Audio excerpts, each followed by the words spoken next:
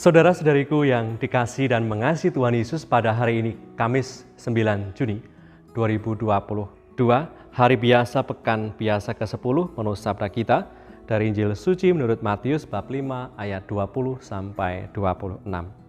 Mari kita siapkan hati kita untuk mendengarkan sabdanya.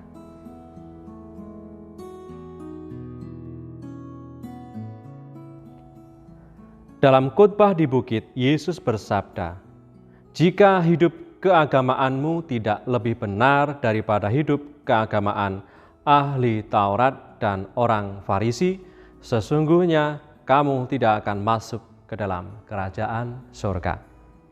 Kamu telah mendengar yang difirmankan kepada nenek moyang kita, jangan membunuh, siapa yang membunuh harus dihukum. Tetapi aku berkata kepadamu, setiap orang yang marah terhadap saudaranya harus dihukum. Siapa yang berkata kepada saudaranya kafir harus dihadapkan ke mahkamah agama, dan siapa yang berkata jahil harus diserahkan ke dalam neraka yang menyala-nyala. Sebab itu, jika engkau mempersembahkan persembahanmu di atas mezbah dan engkau teringat akan sesuatu yang ada dalam hati saudaramu terhadap engkau, tinggalkanlah persembahanmu di depan mezbah itu dan pergilah berdamai dahulu dengan saudaramu, lalu kembali untuk mempersembahkan persembahanmu itu. Segeralah berdamai dengan lawanmu selama engkau bersama-sama dengan dia di tengah jalan, supaya lawanmu itu jangan menyerahkan engkau kepada hakim, dan hakim itu menyerahkan engkau kepada pembantunya, dan engkau dilemparkan ke dalam penjara. Aku berkata kepadamu, sesungguhnya engkau tidak akan keluar dari sana sebelum engkau membayar hutangmu sampai lunas." Demikianlah sabda Tuhan. Terpujilah Kristus.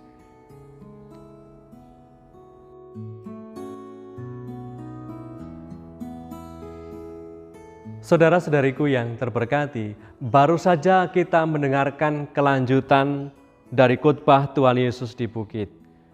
Tuhan Yesus mengundang kita untuk tumbuh lebih maju dalam level keutamaan supaya kita lebih menyerupai Dia, Tuhan kita Yesus Kristus. Di mana Tuhan Yesus katakan, jangan marah, jangan mengucapkan kata-kata kasar, jangan mempersembahkan persembahan di atas altar tanpa berdamai dulu dengan sesama. Nasihat itu terkesan hanya pada level biasa saja. Tuhan Yesus sebenarnya ingin mengajak kita untuk melampaui apa yang tertulis dalam Perjanjian Lama, terutama dalam 10 perintah Allah.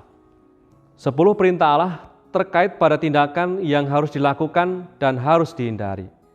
Di mana Tuhan Yesus mengutip demikian, jangan membunuh. Lalu Tuhan Yesus melanjutkan pada ajakan untuk tidak hanya menghindari tindakan pembunuhan, tapi juga sikap dan perasaan yang menghantar orang pada tindakan membunuh orang lain. Tidak hanya tindakan membunuh yang perlu dihindari, melainkan juga sikap, kata-kata, dan tindakan kita jangan sampai membunuh semangat dan karakter orang. Kalau Tuhan Yesus hanya mengatakan jangan membunuh, maka perintah itu bisa saja sudah kita lakukan, sudah kita praktekkan, karena kita tidak pernah membunuh. Tapi bila pertanyaannya menjadi demikian, apakah sikap dan kata-kata kita pernah melukai hati sesama atau tidak? Jawabannya tentu akan lain, bukan? Semoga iman kita kepada Tuhan menjadikan kita semakin lebih baik, menjadi semakin manusiawi, bisa mengendalikan emosi yang tidak teratur, mengeluarkan sapaan dan kata-kata yang membangun, dan juga menyemangati sesama. Marilah berdoa. Dalam nama Bapa dan Putra dan Roh Kudus. Amin.